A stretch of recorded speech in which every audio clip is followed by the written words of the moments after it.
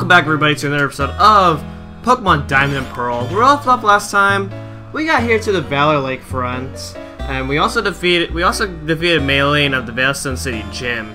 And now in this part, we're gonna go ahead and make our way to the next city. Before I do that, we're here in the Valor Lakefront, or also known as the Hotel Grand Resort. So first things first, you can go ahead and talk to this guy right here, the receptionist guy. He will heal up your Pokemon. So let's go ahead and explore this place since we didn't really do that. So, okay. So let's see what we got going on here. There's no hidden item there, surprisingly. But, if you go ahead and head this way, go ahead and talk to this clown over here. We're a traveling troupe of street performers. In place of a formal introduction, please take this. And we get the TM92. I'm gonna take a guess that it contains the move Trick Room. Yes, Trick Room. What it does is it reverses all. Basically, what it does is it makes it so then the slowest Pokemon goes first. So if you have a team of Slow Kings, Slow Bros, or Slow Pokes, then you can get wrecked. So, yeah. Okay, so let's see what else is there. Okay, so this is the 7-star restaurant. In here, there's a total of 9 trainer battles, and out of the 9 trainer battles, 5 of them will be selected randomly every day. So you can go ahead and fight all these trainers. I will not, and because they are randomized every day, I will not be able to show you guys every single trainer. So you just have to figure them all out yourself. This is very unfortunate. But I guess we can go ahead and take them on for the sake of experience. So let's see, who should we put up front? That's not right. Guess we'll put Gloria and Sparkle. And let's go ahead and take on all of them. My dude's really enjoying my dad's cooking. She has a dreamy expression after every bite. Fun fact, these two couples share a resemblance to both Dawn and Lucas. As far as what Bulbapedia says, so I don't know why. I'm just going based on what I've researched.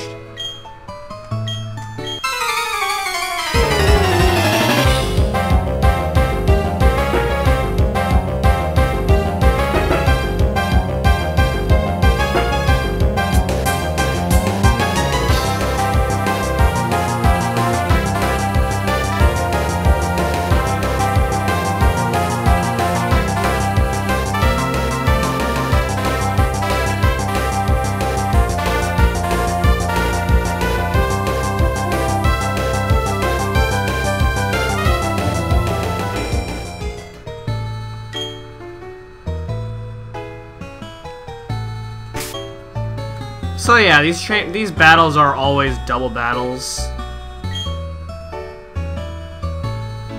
Eugene, you act so different from the way you do at the shop. You're surprisingly shy. Wow. I mean, that's usually how it goes, right?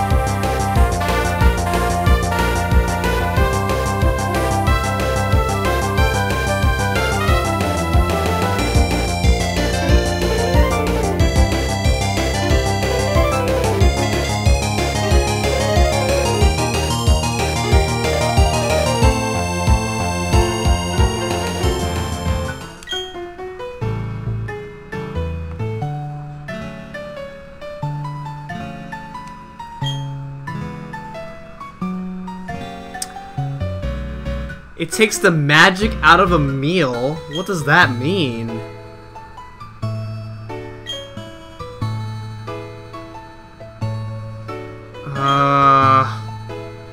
Okay.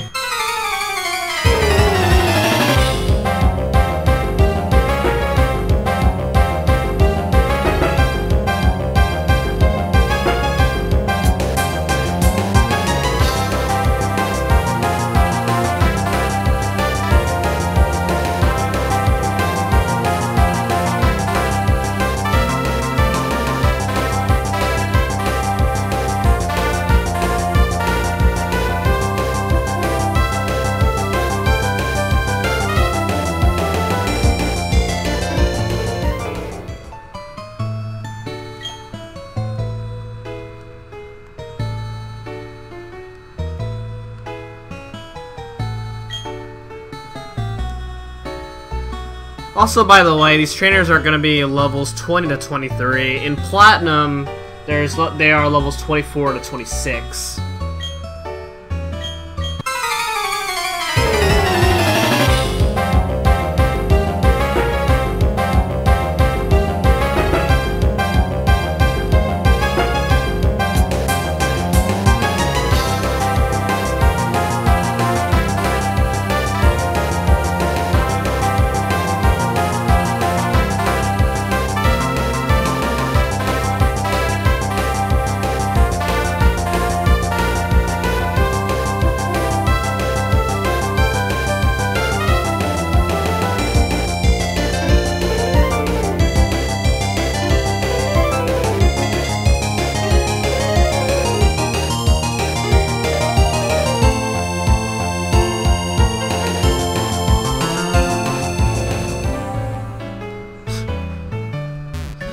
Okay, one more. All your stocks went up again. You haven't guessed wrong yet. Stock market wizard, huh?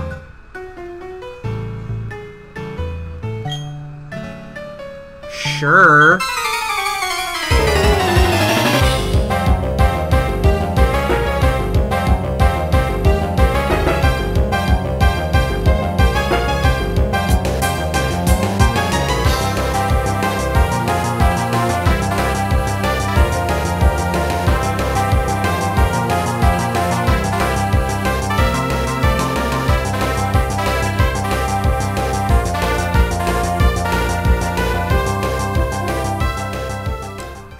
And that's all the trainers for now.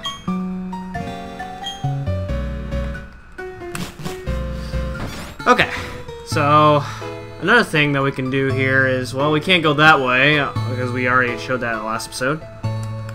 Let's see what we got here. What am I to do? I'm gonna drop my sweet key somewhere again. Now that's how people won't be happy with me. I'm sure I had it when I left the reception counter earlier. Huh. That's rather unfortunate.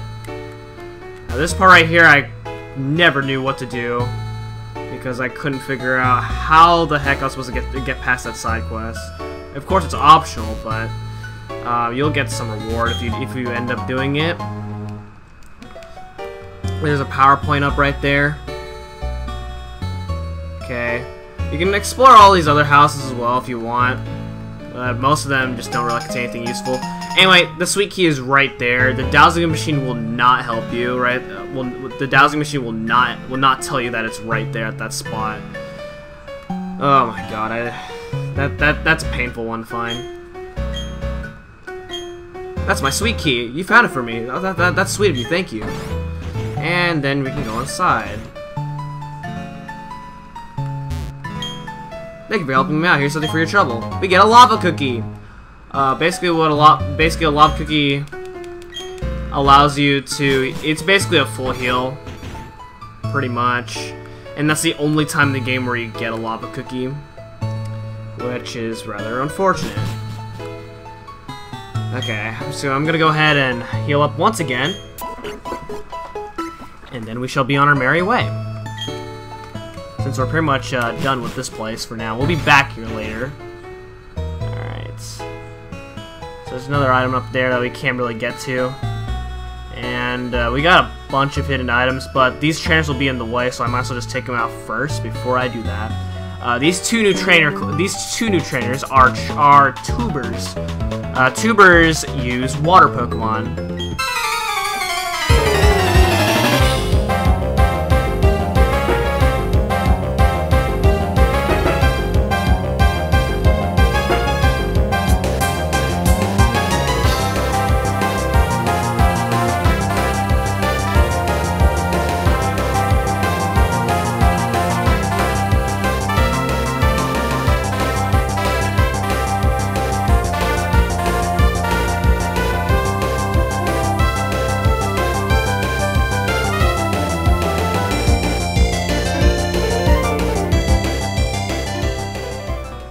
Man, all those lucky flinches. Anyway, there's a ton of hidden items here. One of them which is being right up here. It's a super potion. Let's see, there's another one right around this corner here. Forget it. Well, eventually, we'll come to it. Well, it's probably not going to be important eventually, anyway. Alright,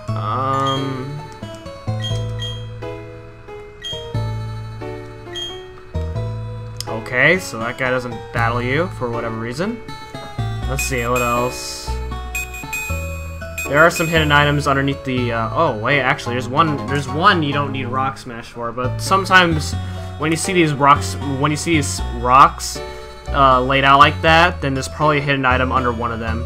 You can sometimes encounter Pokemon in these rocks. One of the Pokemon I know for sure you can encounter just from rock smashing is Geodudes and Krabbies. I don't know the rest. You can Graveler.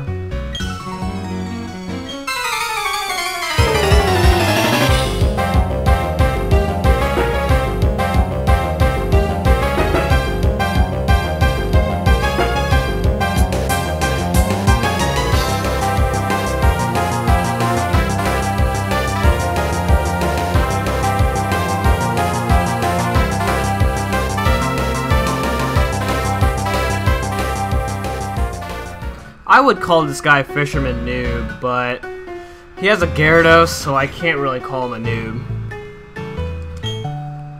So this is Dr. Footstep.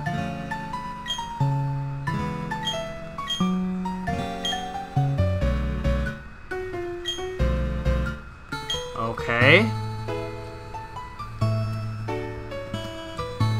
This adventure with someone is lots of fun. Amy gets to go places where I can't go by myself. I get to battle Pokemon I've never seen before. I'm gonna get stronger and stronger for someone. And that is what your Ponyta thinks of you. Wow. That's cool.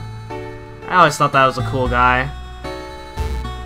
And we need Rock Smash to get there. That actually leads you to a Honey Tree, in case you're wondering. And there's an item right there that has Rock Smash, but I don't have Rock Smash on me because I don't have B-Barrel on me, unfortunately.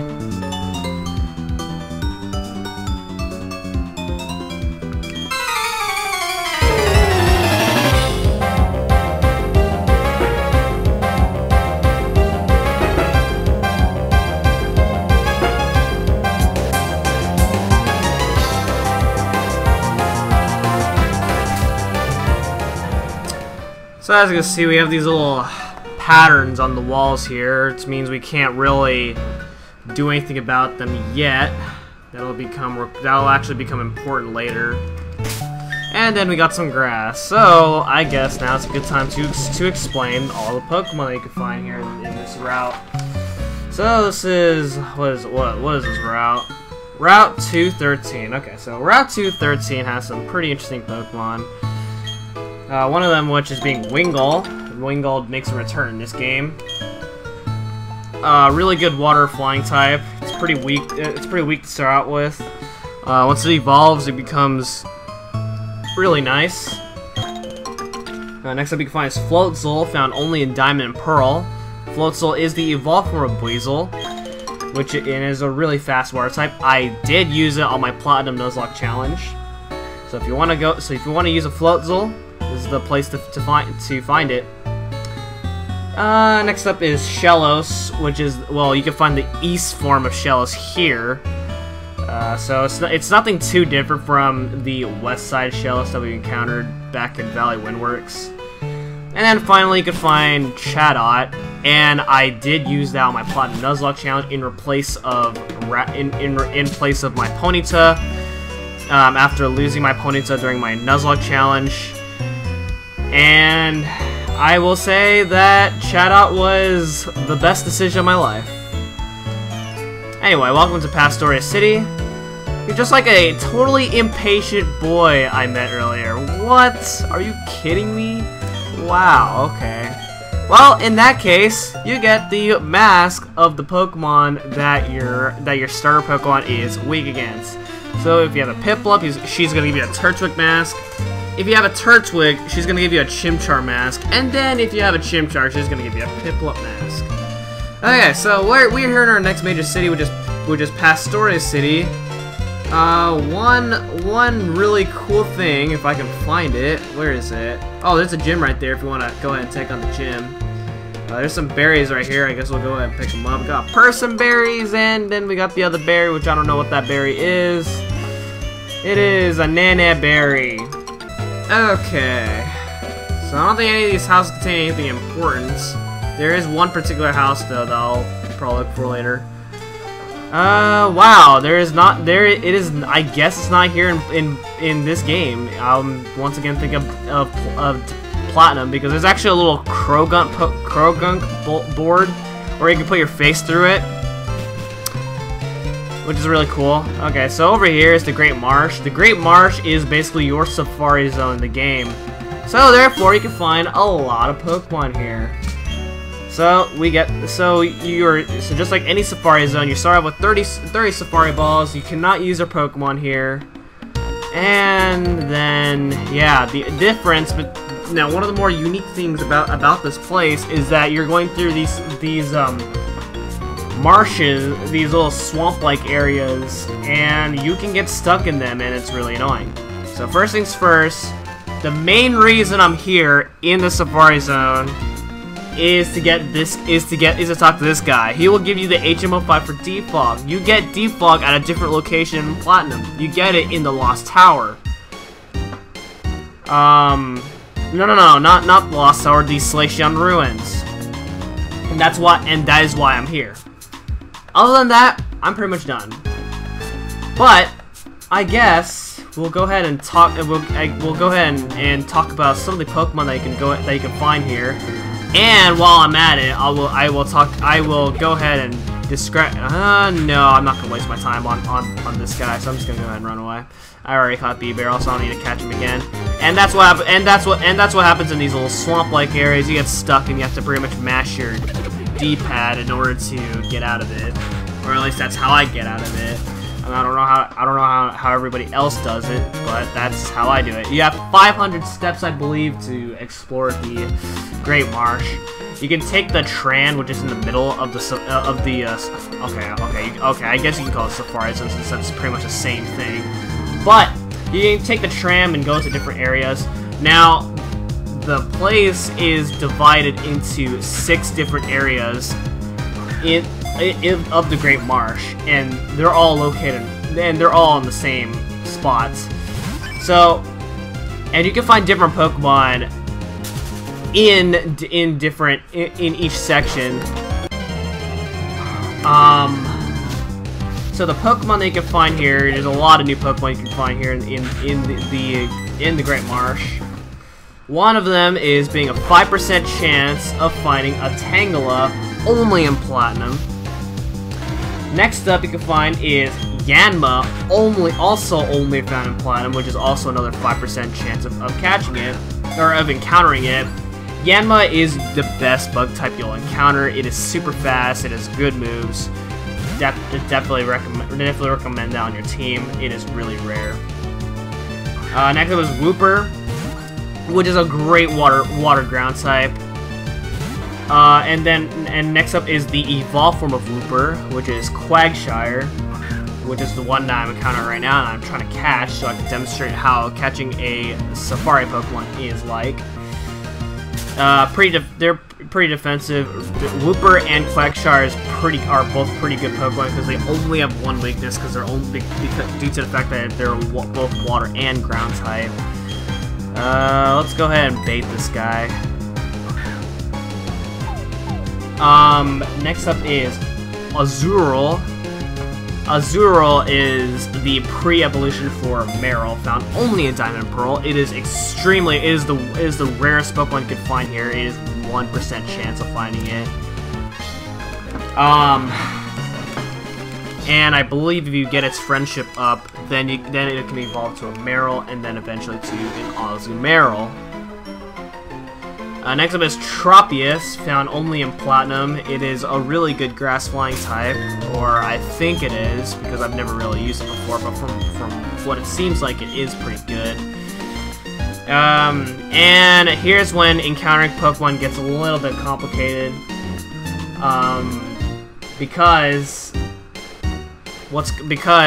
sometimes there will be a random chance where the encounter rates can change. and they can change into different Pokemon. So let's go over some of those changes. One of which being, you can find a Golduck, which is the evolved form of Psyduck, found only in Diamond and Pearl. Next up is Skorupi, which is a scorpion-like Pokemon. I don't know what it does, because I've never used it before. Next up, you can find is Krogunk, which is actually a really fantastic poison fighting type Pokemon. I really like this Pokemon. Definitely recommended to use on your team. It'll help in the long run. And then finally is Carnivine. I don't know much about it because I've never used it before. So yeah. Now I've been taking my time through the Great Marsh because right now I'm looking through a map as of right now. You can't see it, but I am looking through a map of the Great Marsh because I don't know this area a lot. Let's see. Okay, I guess we'll just go ahead and take the tram to the upper areas. I will not be exploring every single part of the Great Marsh because you can get a lot of items, but the main reason I'm here is for the agent for Defog, and that's it. So once my time is up, I'm done. So I will not be getting all the items here. You can get tons of pretty nice items here. That's pretty much it. Okay, so right here you can get yourself a potion. I don't know how many steps I have left, and from what I can assume, I am pretty close to done. So right there you get yourself a Super Repel, and then we're gonna go ahead and go to area number 2. You start off in area 6. You start off in both areas 5 and 6. The middle areas are both 3 and 4, and then the upper part is both 1 and 2. The odd number of areas are on the left side, and the even number areas are on the right side. So that's a lot. That's pretty much a lot to explain in the Great Marsh. Okay, there's an NPC right over this way. I'm gonna go ahead and see if I can get to it. I don't know if she'll contain anything useful, but I can always try and assume. Okay, no, never mind. Alright, let's see what else. What else we got going on here? Alright, let's go ahead and go down this way. Down this way. We might actually get all the items here. Actually, no, there's a whole lot more items you can get. But you're noticing I'm skipping a lot of them because most of them are pretty much hidden items. And let's see if I can attempt to find one. Okay, well, all right. Like I said, I'm not gonna waste too much time. There's a lot more Pokemon you can find, there's a lot more items you can get. But I'm not gonna bother getting everything here. So that is pretty much all the the non-hidden items that you can find there. So that's pretty much it. So, like I said, my main reason of going into the Great Marsh is for the HM for Defog.